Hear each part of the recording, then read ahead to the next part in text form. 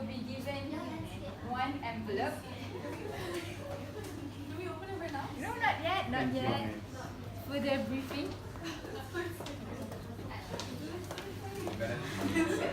Heidi, come on, Sean. We got this, Sean.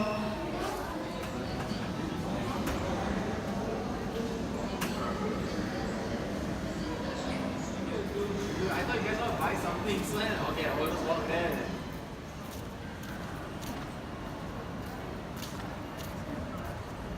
We have a group project. They're supposed to explain weird things to a random stranger. Are you free? Yeah. Do you mind like us recording you? Yeah, okay. Alright, what's your name? Okay. Najib?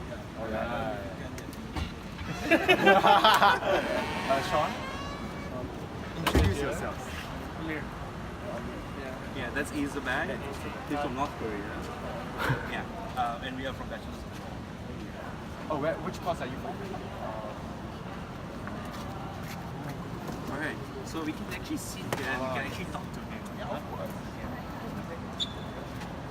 Alright, thank you. Later Miss Putri think we actually lied about his name. No, like he said it himself. Okay. Oh, are we recording it like Yeah. this? Oh, okay. Let me know when to start. Oh, start. Oh, hello. Do you mind introducing yourself? Hello, we are doing our project for legal skills. So we are supposed to interview a stranger. We're supposed to explain about justice using the 5 words that was given by our beloved Miss Putri, right? So first of all, do you mind introducing yourself?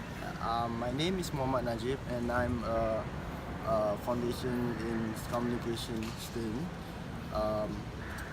Yeah. Alright, great. We are supposed to do a presentation on communications and we have a foundation in communication student. That's interesting. Alright, so we are supposed to explain to you about justice using 5 particular words, right? So we're supposed to give you a narration of the story and we're supposed to ask you your opinion. Alright. So one day, Sean and Amir decided to go on a cruise, right? It's actually the belated honeymoon. They didn't have enough money to go on the honeymoon at first because their parents didn't support their marriage because it's something that's new and not accepted by the society, right? So, and then they decided to go on a cruise and decided to go on a cruise to a place called Caribbean Island. Wait, I'm sorry. Is this like a gay marriage?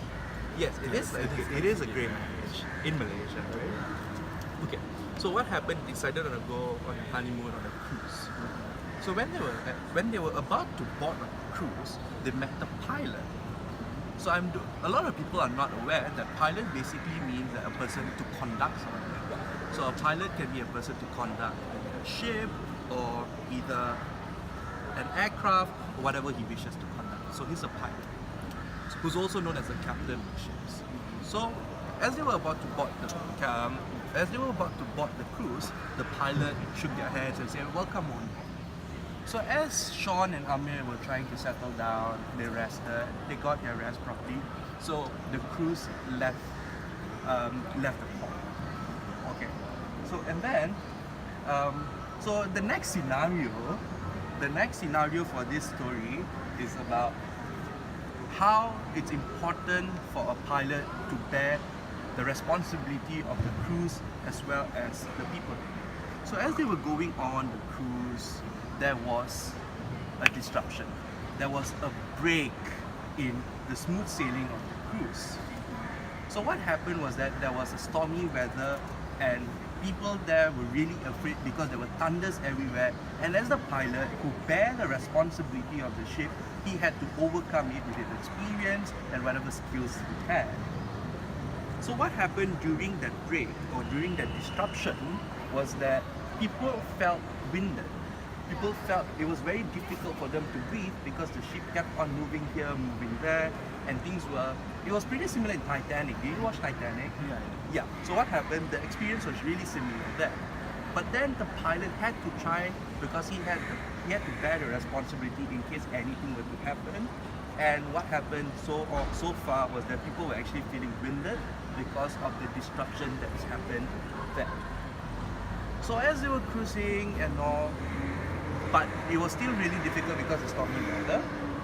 And then the ship crashed into another ship and they sunk.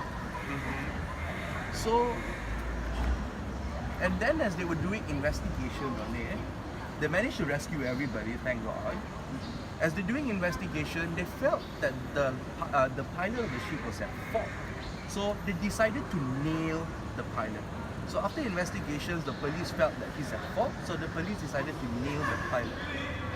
Alright, so based on what I've told you, do you think the pilot is actually at fault and should be liable for whatever that's happened?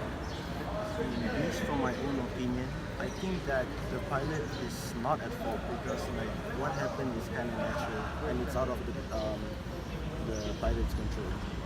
So yeah, but at some point it is his fault because he was not aware of the other ship and he ended up hitting the ship.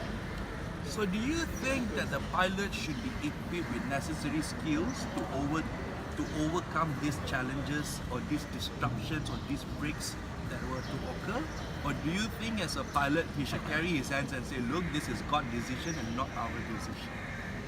I mean, I think it is supposed to be his responsibility also to make sure that everything goes well because it's his job as a pilot. So obviously he needs to have some requirements, he needs to be aware of the situation and all that. So he can't just simply blame that it's God's plan and all that. Right, so based on what you have told us, it basically means the first one we have established that there is duty of care in a sense where the pilot owes a duty of care to the people, right? And second of all, you have also established that the pilot should, so do you think that the pilot has done whatever he could in order to prevent the crash from happening, or he did? He did. So you believe that there was no breach of duty. So that's okay. So thirdly, there's definitely damage because people were stranded in the middle of the sea, and at the end of the day, they had to recover the damage that's lost. So do you think that the causation, in the sense where the stormy weather had direct effect on the ship, or the movement of the ship? I think it does. You think yes. And last but not least, do you think that it's foreseeable for the crash to happen? I mean, it really depends on the situation because I'm not there, so I'm not sure how bad was the storm. But if it is really bad, then I think it's unforeseeable. Alright. So based on what Najib has told us today, it's fair to say that there was an element of negligence, there was an element of breach of duty, there was an element of SeaWorld case violation done by the pilot. So I'm really sorry to people who are affected in that case. I'm really sorry to those who are affected in that particular crash. So thank you so much, Najib. Thank you. Okay, no problem. My name is Sean. I'm part of Group 5 of Legal Skills. My teammate is Adam, Amir, Jazz, and Isabel. Hi, Isabel. The way that Adam presented his question and his story today went very smoothly. He has presented good NLP skills. He has conducted it very well. And I think that he conveyed the message to the person and the person understand truly about the concept of justice and the use of the violence. Okay. Thank you, Sean. Alright, I'm Amir.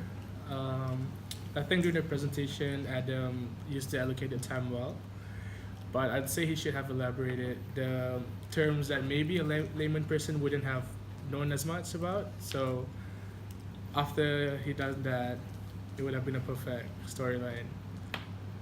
Thank Thank you, you. Amir. My name is Lim, and I think Adam has a good communication skill. Yeah. He was our videographer. Hi, This is our captain. Yeah. So I think there is nothing much to add about. Just to conclude, like he said, he has good NLP skills, but he could elaborate more on terms that like not lawyer student may not know. That's it. Good job, Adam. Thank you, guys.